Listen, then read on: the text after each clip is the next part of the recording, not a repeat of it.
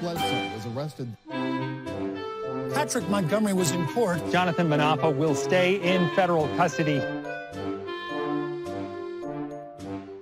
No, I don't take responsibility at all. Hey everyone, welcome to the show. So 43-year-old Florida man Daniel Gray shared the Wikipedia page for the 1807 Insurrection Act on Facebook.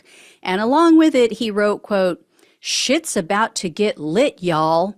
I'm actually really excited at the possibility of the Insurrection Act being implemented."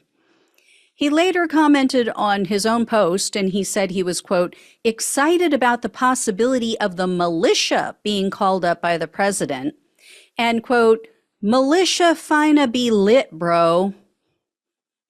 Then he messaged someone and said, quote, "Bro, I just joined the militia." He's 43, bro. You're 43.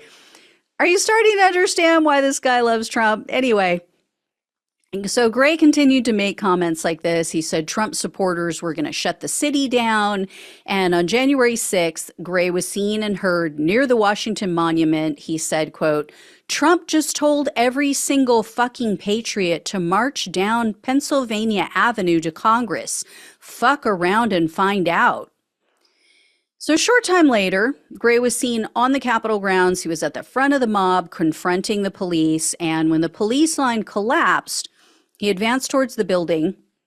He was then seen at the front of the crowd. Again, he was arguing with officers who were guarding the Upper West Terrace doors. So eventually, Gray and the others overwhelmed the officers. They got into that doorway, and he made his way through the building. He made his way to the Senate chamber.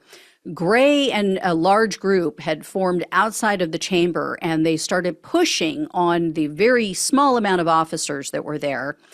Gray was then seen turning to the mob. He turned around and he yelled to them to push. And then seconds later, the mob surged forward, and Gray and a few other people pushed the officers back into a small staircase. Well, one of the officers had his back to the mob, and so Gray reached around this guy's shoulders and he grabbed him. So as that officer tried to twist and wriggle away from Gray, Gray maneuvered behind him and he ran up the flight of stairs. He eventually came down, I should say. So he was later seen in the Capitol Rotunda. And January 6th convict Pauline Bauer, who you guys all know I just love because she's one of those sovereign citizens who just got, spanked in court. Anyway, she was in there, she was screaming at the police, and so Gray went up and he turned around. He was standing behind her or off to the side. He turned around, he was motioning for other members of the mob to come fill in behind her.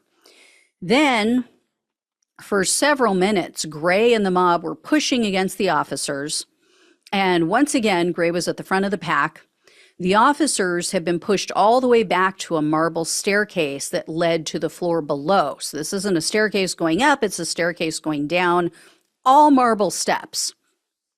There was a female officer, and she was at the top of the steps, and Gray grabbed onto her baton, and according to her, he shoved her, and she fell down the stairs.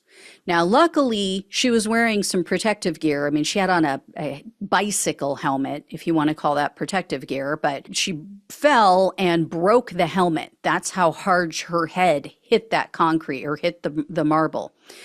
She ended up with a concussion. She had injuries to her knee and her back.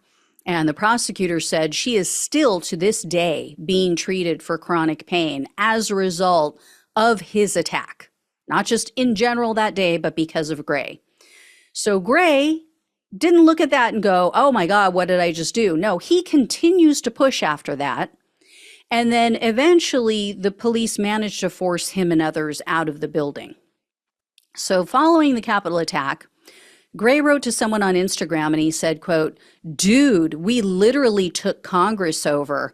I don't want to say too much more, LOL. Was the rowdiest thing I've ever done, and you know me, LOL." In another message, he wrote, quote, "We pushed them out the back door of the Capitol. Pretty sure I can put tear gas on my eggs for breakfast now, LOL." On January 8th, Gray sent another person a message, and he said in part, quote, "Bro, I was in DC. Shit was crazy. LOL. I was one of the first in the Capitol. Was detained, photoed the next day." That same day, Gray posted a 4-minute video on Instagram, and he admitted all of his crimes. And then, of course, he made dubious statements, made himself out to be this badass for beating up a woman.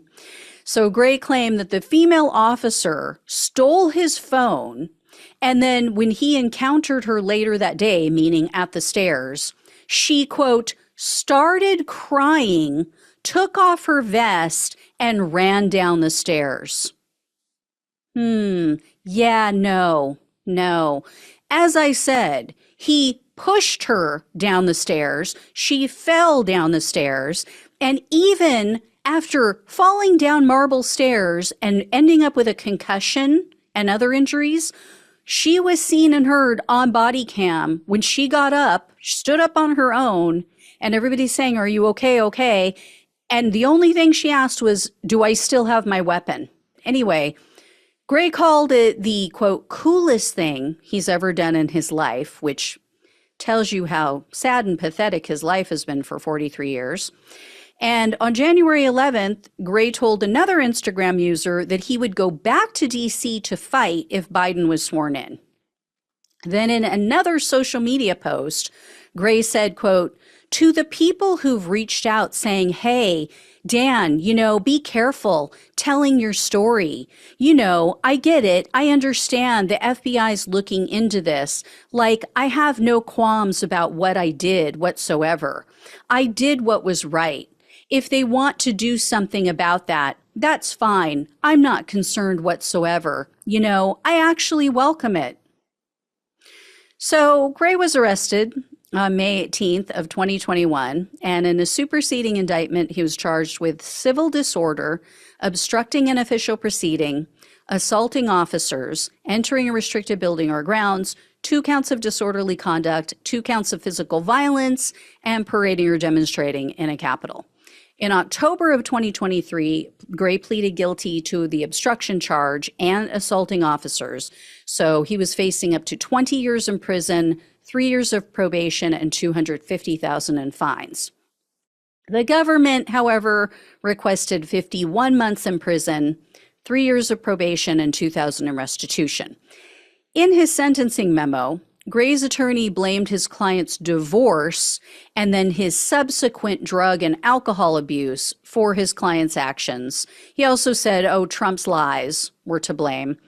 And then Gray submitted an apology letter in which he stated that he has, quote, achieved a certain amount of clarity since the Capitol attack. Gray also told the court, quote, "I willfully ruined my life, and this is all my fault. There is no great conspiracy. I saw an incredibly volatile and dangerous situation, and I dived in head first.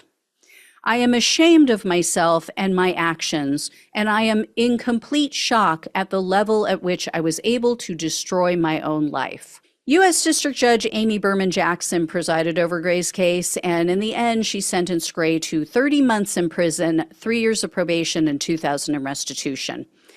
I'm surprised by this one. Judge Berman Jackson is usually a lot tougher than this, and given the fact that he caused physical injuries to an officer, and it appears maybe permanent, I mean, she is still in pain, I think this was far too weak. For potentially a life sentence for this officer, no, 30 months doesn't cut it. But again, guess who's not voting for Trump in November? All right, I will let you know if I hear any more. Thank you all so much for watching and listening. Please like, please share, and subscribe to the channel. Please donate if you possibly can. Love you all. Take care. Talk with you soon.